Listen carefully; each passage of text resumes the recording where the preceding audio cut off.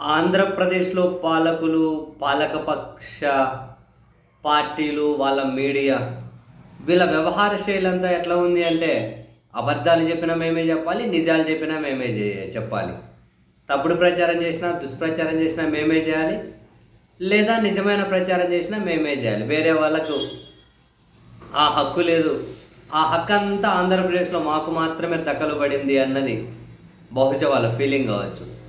ఇప్పుడు చంద్రబాబు నాయుడు గారు వాడుతున్నటువంటి కొత్త హెలికాప్టర్ ఏదైతే ఉందో, హెలికాప్టర్ అంశాన్నే చూసుకోండి. చంద్రబాబు నాయుడు గారు కొత్త హెలికాప్టర్ వాడుతూ ఉన్నారు. 2 వారాల కిందట అది ఆయనకు అందుబాటులో వచ్చింది అని చెప్పి వార్త రాసింది వాళ్ళ సొంత పత్రికలే.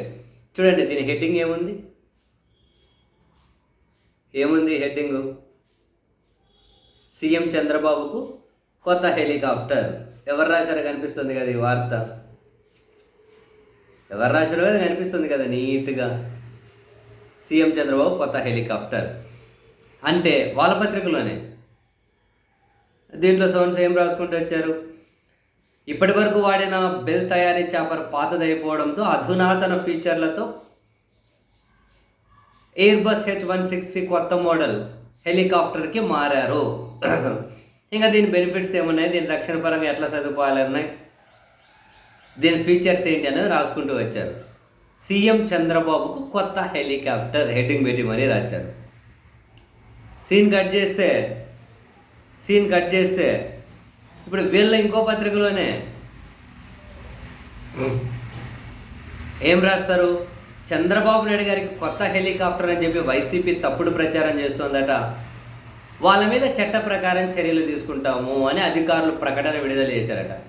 ఈ చట్ట ప్రకారం చర్యలు, నోరు తెరిస్తే చట్ట ప్రకారం, నోరు తెరిస్తే చర్యలు, నోరు తెరిస్తే ఏందిరా అయ్యా ఇది?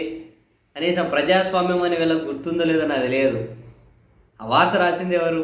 జనరల్గా ఆ వార్త క్లిప్ పట్టుకుని ఎవరిని ఏమన్నా మాట్లాడినా కూడా అది తప్పే. చట్ట ప్రకారం చర్యలు ఏం గోవాలరా బాబు వీళ్ళది నిజంగా. ఆంధ్రప్రదేశ్ అధికారులట ఒక ప్రకటన విడుదల చేశారట.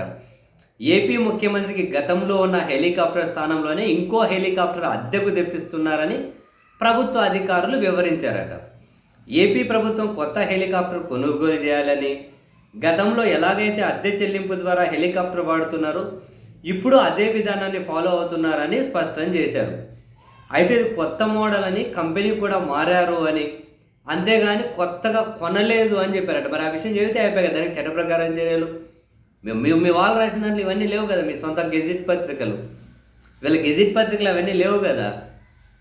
మరి దానికి అవును అది కాదండి, అది కరెక్ట్ ప్రచారం కాదు, కొత్త విమానం కొనలేదు, పాత దాంట్లోనే ఇంకో మోడల్ అద్దెకి తీసుకొని వచ్చాము అని చెప్పండి. ఇంతకుముందు ఒక జియో సర్క్యులేట్ అయింది, ఏదో 1-2 కొత్త విమానాలు కొనాలని ఆలోచన చేస్తున్నట్లు, ఆ మేరకు నిర్ణయం తీసుకున్నట్లు. బహుశా అది ఇంకా అమల్లోకి రాలేదేమో. మరి దీనికి ఇందులో మాత్రానికి రాసేది మీరే, మళ్ళీ ఇది తప్పు చట్ట ప్రకారం చర్యలు అని చెప్పి మళ్ళీ చెప్పేది మీరే. ఏం గోల వచ్చి పడిందిరా అయ్యా నిజంగా. అసింది వీళ్ళే. మళ్ళీ కొనలే, కొత్తది అద్దెకి తీసుకున్నాం, ఒక పాయింట్ చెబితే అయిపోతుంది కదా. కొత్తది కొనలేదు, అద్దెకే తెచ్చుకున్నాం అని చెప్పి చెబితే అయిపోతుంది కదా. దానికి చట్ట ప్రకారం చర్యలు కాదు. ఫస్ట్ ఏమంటారు, ఫస్ట్లో చెప్పినట్లే ఏం చేసినా మేమే చెప్పాలి, అబద్ధమైన నిజమైన అన్నట్లు. నోరు తెరిస్తే ఇది హైలైట్. ఏమైపోయిందో మరి. అంటే చట్ట ప్రకారం చర్యలు. వైసీపీ ఫేక్ ప్రచారం చట్ట ప్రకారమే చర్యలు. ఇది ఏదో ఒక కామన్గా వాడే పదం అయిపోయింది. దేన్ని సహించలేకపోతే అట్లా మీరు చెప్పేటివైనా మీరు చెబుతూ వెళ్ళండి, అవి కానీ సర్క్యులేట్ చేసుకుంటూ వెళ్ళండి.